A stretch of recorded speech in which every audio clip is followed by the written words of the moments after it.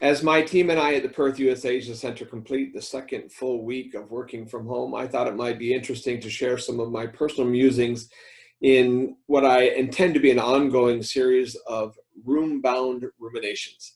Now, many of these musings will remain just that, musings. Some of them I hope will prove to be fodder or seeds of inspiration for our growing research team at the Perth US Asia Center to dig deeper on and provide more meat than just my musings. Some of them I anticipate will become the topics for deeper discussions with people with more expertise than myself as we continue an ongoing series of online now roundtable discussions and public presentations. But one way or the other, as with all the work we do at the Perth US Asia Center, we welcome your feedback as we hope to share some of our thinking with you on developments in the region. The topic for this first rumination of mine is benchmarking, and in particular looking at the challenges the United States, my homeland, faces in benchmarking, or rather failing to do so. And this is a topic that came to me on a trip to Washington, D.C. in January, one that I did not realize would be my sole and likely kind of last trip overseas during the year 2020. But having lived in Australia now for over 6 years, the differences between the United States and Australia, or at least between Washington, D.C. and Perth, became very apparent.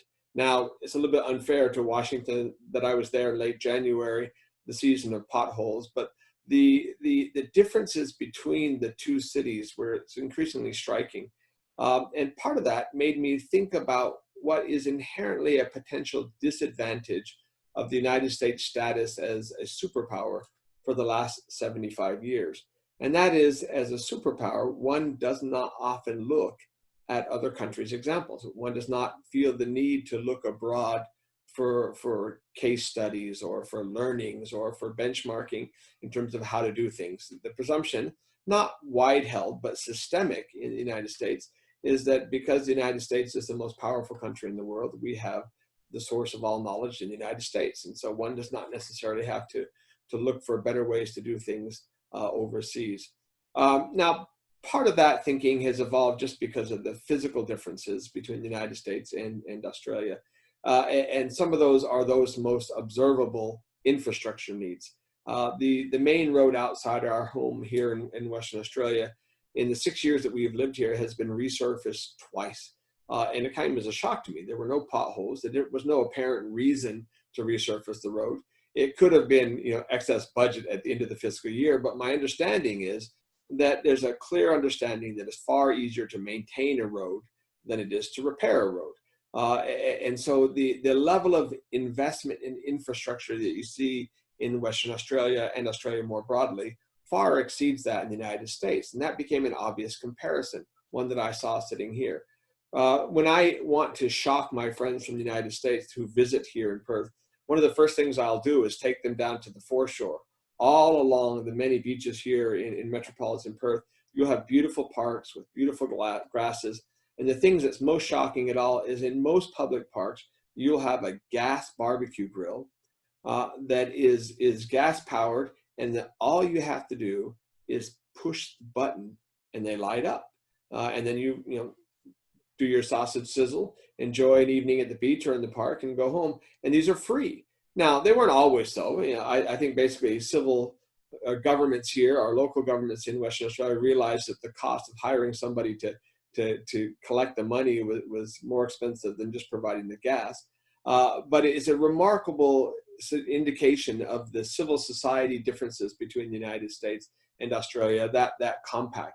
I often joke, and perhaps unfairly, that in the United States, if you had that, people would kind of either blow them up or figure out a way to steal the gas, because there isn't a social expectation that, why, of course, there is a gas barbecue grill on the foreshore and it's free. You just push the button and use the gas. It's just a very different nature. Now, on a more serious note, healthcare. After having lived here just a few years, one of the reasons that I was motivated to get permanent residency was to gain that much coveted by international expats, but not appreciated by Australians, very valuable green Medicare card. The Australian healthcare system, a combination of a national healthcare system with private insurance on top of that, I think is the envy of many, again, not appreciated as much in Australia as it is overseas in the United States. So again, that drove both our family's decision to gain permanent residencies and recently to become dual citizens, to avail ourselves of the healthcare system. And where that failure to benchmark becomes really important is when we start thinking about recent developments surrounding the spread of the COVID-19 virus. I saw a meme recently that said national healthcare is so difficult that only 32 of the 33 top economies of the world, or developed economies in the world, have been able to figure it out. And that was a joke during the healthcare debate in the United States, but it's become very serious in the United States right now, because what it means is that as the United States responds to the COVID-19 virus, it is uniquely unequipped to do that. So even setting aside, shall we say, the unique characteristics of the current US administration and their failure to anticipate or prepare for the virus, the US healthcare system is not structured in the same way as it is in Australia or most other developed economies in the world, and that it's not a healthcare system, it's a healthcare sector. And that has meant that it is relatively immune from top-down efforts to kind of push through a nationalized response. And obviously that's something that's going to have very serious long-term ramifications in the United States. And that is indirectly one of the consequences for the failure of the United States to benchmark, or one of the results of being a superpower, which again, it leads to that difficulty in benchmarking. Now, let me add a couple of caveats here. Obviously, there are some incredible strengths in the US system. The strengths of the private sector, the strength of civil society, the strength of innovation. And I hope and anticipate that in every one of those sectors, you're going to see some dramatic turnarounds in the United States as the US fully engages this fight, despite the failures at the top in the process. And I think the world will then benefit from the collective response of the US private sector, both in innovation and the development of a vaccine, et cetera, going forward. But another caveat is that in a broader context, I'm not saying for a second that the United States doesn't benchmark. I, having spent 25 years working in the think tank community in Washington, D.C., am acutely aware of that the world's best specialists on almost any issue, any sector, or almost any country are highly concentrated in the United States just by the sheer strength of its economy and market. What I'm really saying is, however, that the system in the United States is not structured well to take that advice and to implement that advice system-wide in the United States. And that's due in part to its structure as a superpower. Many of you may have seen on the internet a short clip from 2012 on a TV program called The Network, where Jeff Daniels plays a news anchor who is in a public forum, and he was asked, why is the United States the best in the world? And he gives this long tirade about how the United States is not the best in the world. And that tirade has now been used on the conservative side of the spectrum in the United States as indication that progressives hate America. And I'm not trying to enter into that discussion or debate whatsoever, but it was an indication that for the average American, the United States is the best in the world. And there isn't a need to look abroad. And there now are real consequences of that. So one of my hopes is that coming out of this horrendous experience with the COVID-19 virus, there will be a broader systemic willingness, capability, or inclination on the part of the United States to look abroad. Now, bringing it closer home to Australia, I was somewhat nostalgically struck last week by the images that I think many of us saw of the final Qantas Boeing 747 making its long loop around Sydney as it landed, probably for the last time for that particular aircraft. Now, there's only bittersweet nostalgia in that I'm not as much as I love the jumbo jet or the 747 when I was younger, lately it's become such an old platform that I was always eager not to fly the 747. But what it really highlights is one of the particular challenges for Australia in this crisis.